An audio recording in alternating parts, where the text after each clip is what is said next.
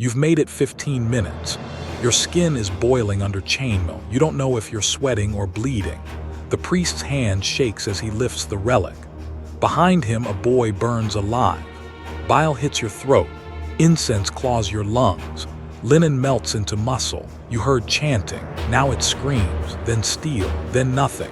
You're dragging yourself over split beams, eyes full of ash.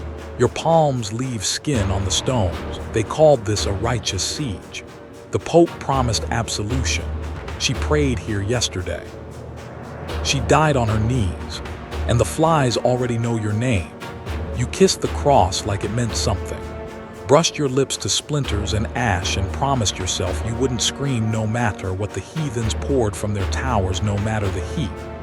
The siege tower was built like a church, triangular, creaking upward like it might pierce heaven if you shoved it hard enough.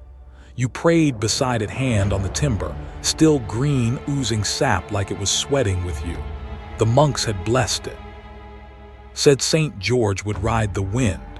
Said the walls of Acre would shiver at your faith. You believed them. It was easier than looking down. Then the sky opened. Boiling pitch fell like psalms rewritten in fire. Mamluk arrows found the gaps in your helmet before you knew you had any. Someone screamed something about a relic. Someone else said Richard was watching. You didn't see him. What you saw was light, blinding, holy, terrible, pouring through the murder holes in the walls. Acre didn't fall. The siege tower did. You heard it before it went deep in the joints like a groan in the bones of God. The lower frames sagged and the slats began to sing. The flames came quick, quicker than fear. The man beside you went up before he could finish his prayer. You tried to shout his name, you did, but his lungs burst through his throat. Smoke choked the Latin from your mouth. All you could say was please. That was October 4th, 1189. 2 weeks after your squire died, rotting from the ankle up. His foot had gone black in Jaffa. You cut it off with a belt knife and held his hand until the fever took him. He called you father before the end. He never knew your name. 3 weeks before they'd call the tower God's ladder a joke by then. No one laughed. You still remember the nails, red hot in the beams, redder in the skin. A boy fell past you screaming, or maybe it was humming. You never looked down. Looking down was for the dying. You held your rosary until it melted into your palm. Let go too late.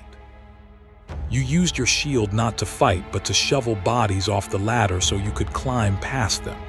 You did. You climbed, and you fell. And when your back snapped on the stones below, the only thing you thought was it's not fair. It was a fine tower, but you never saw the walls, still haven't. There's no marker where you landed, no memorial, just the scorch in your legs when it rains, and the sound timber makes right before it cracks. You hear it still. You thought they would sing.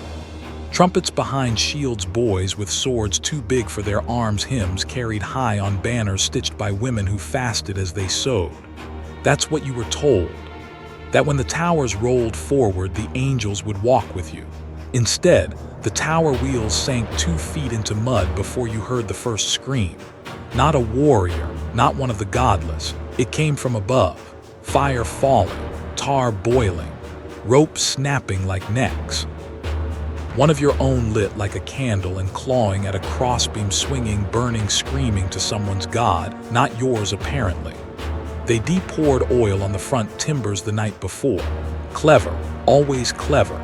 The men in Acre had learned ingenuity without gospel. They waited until the sun was right. Then the archers came.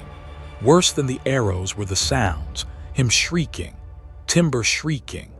The knight beside you clutching his standard and mouthing psalms that wouldn't come, not over the crackle, not over the meat cook smell, not over the boy falling from the ramp wrapped in fire muttering mother, not amen. You never knew his name. Maybe you de-passed him every day between the bread line and confession. Maybe you de-elbowed him aside for water. Maybe he owed you 3 coins for dice. It didn't matter. Nothing mattered by then. Not names, not debts. Only the sound, the same syllable over and over until the voice could no longer shape it. That was Acre. 1189. You were at the base of the second tower. You thought splinters in your palm would be your only offering today. The bishop kept chanting, tried to cry louder than the men behind him dying. His voice changed with the smoke, became shallow, then stopped. You didn't see what hit him, but he dropped hard and loud and soft all at once like a sack of relics splitting open, and then there weren't words on anyone's lips, just dirt and coughing and metal and fear scratching at chainmail. Behind you someone vomited onto chainmail. You stepped back without looking. Someone called out for Reynold. You don't know which one. There were too many Reynolds. You looked up, and the top of the tower wasn't there anymore. 15 minutes. It had been 15 minutes. Acre watched and did not break. Its walls didn't weep. Its stones didn't glow. The gate mocked your prayers and held, and then it started to rain, not enough to matter, not enough to quench the blaze. Just enough for the smoke to hang lower and the ash to cake soft onto your lips. You licked them anyway because your mouth was dry and your canteen was gone. You sat behind a smoldering wheel and counted your blisters, scraped blood from your teeth, tried to remember the promise of absolution and couldn't even remember the words. And still, behind your left shoulder, someone sang. But it was no song. It was him, still screaming, still on fire. The Lord would shield his faithful. That's what they told you. Beneath banners glossed with gold thread and relics fetched from Constantinople's dust by trembling hands. You kissed the cross. You kissed your sword. You kissed the rotting splinter they claimed had come from Calvary itself, and it was enough. The tower creaked beneath you. 50 feet of groaning pine swinging over mud and corpses and sharper promises than steel. You sang, or tried to. Your voice cracked first. The Saracens didn't wait for a signal. No trumpet, no goatskin drum.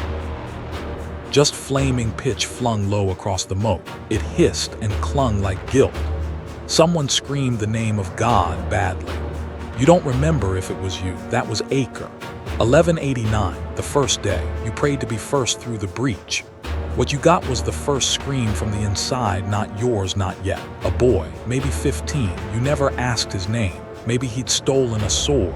Maybe the sword stole him. It didn't matter. His face peeled back before his voice did. The ladder shattered ahead of you. It had been green wood, too wet for siege, too brittle for fire. You heard Maillard curse in long dock and vanish under it, not fallen, consumed. By some crooked mercy, the pitch missed your face.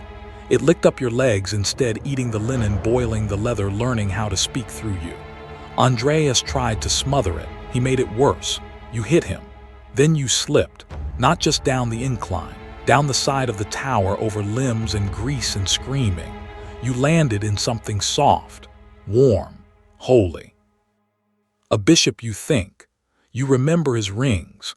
You remember stepping on them. You remember his intestines sloughing out beside your hand, caught in the hem of your sleeve like sausage casing. He hadn't died quietly. No one did. You saw Brother Thomas vomiting up blood he hadn't yet swallowed. You saw the relic trampled into ash. You saw 3 banners cannibalizing each other, gold threads catching on fire, gospels burning without a breath of wind.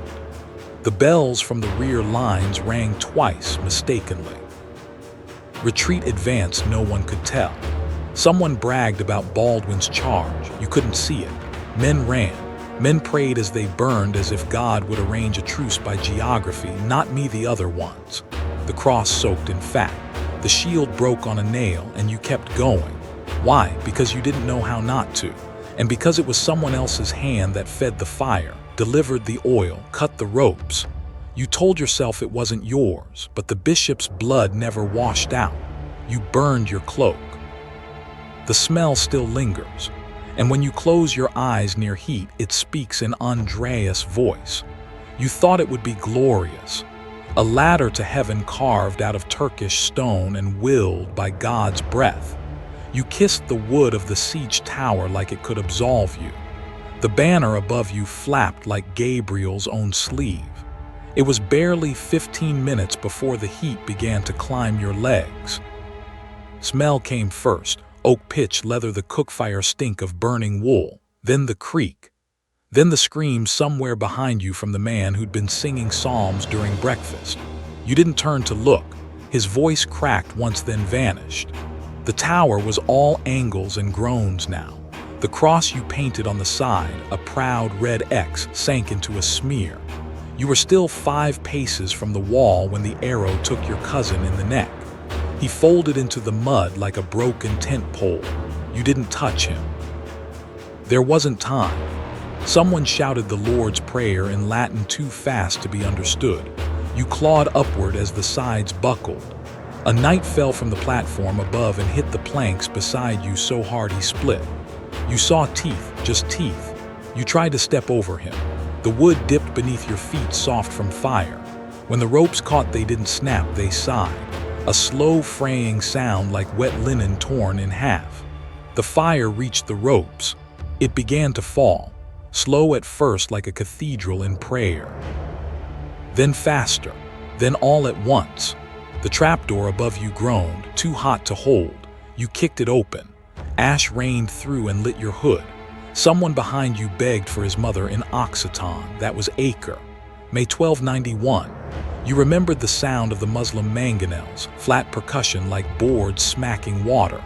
They had dragged them through months of mud just to tear your tower apart like fruit. You remembered the prayers of the Hospitallers hitting the wall like spit, too soft, too late, too many. You remembered the relic St. Bartholomew's tooth. Father Rupert swore it would protect you. He died with the box still chained to his hand, charred to the wrist but still holding on. You remembered climbing over bodies and realizing most were still twitching. You remembered the screaming, not words, just the noise, just to know you still could. You remembered the door swinging wide and the sky turning to smoke and no one raising a standard, not even the Templars. No banner rose, no command came. You waited until the blood turned brown under your nails, and the waiting killed more men than swords did. You remembered your throat cracking on the third Our Father and the wood breaking under your knees. You remembered the silence most of all, not peace, not mercy, just the silence that comes when belief blistered away and left only smoke splinters and the question no one dared to ask. What if God stayed behind the wall? You thought the banner would rise again. That if you held the line, if you kissed the relics hard enough, bowed deep enough before battle, swung your sword like it was consecrated, the walls would fall and the saints would write your name. They didn't. 15 minutes into Acre and your brother was on fire. Not metaphorically, not nobly. He lit like dry wood smeared in desperation and lamp oil. Everyone had rushed the tower, everyone wanted to be the foot that broke heathen stone. His shoe caught where the steps broke. You tried to grab him. You didn't. The flames went up fast, tar-soaked ladders and God's own heat. There wasn't even screaming at first, just the sound of men giving way, collapsing like knights already halfway to ash. You smelled his hair before you found his face. Nothing moved but the teeth. No priest came. You waited for one. Waited with his burned hand sticking up like broken candelabras, like maybe someone holy would see and speak Latin over the smoke. They didn't. That was October 1189. The king still hadn't come. Philip was too busy sulking into a goblet. Richard was still unpacking somewhere near Messina. You were told they would save the day. You held the cross like a bribe, but the day didn't wait. A German fell from the ladder beside you. Rolled twice, didn't rise.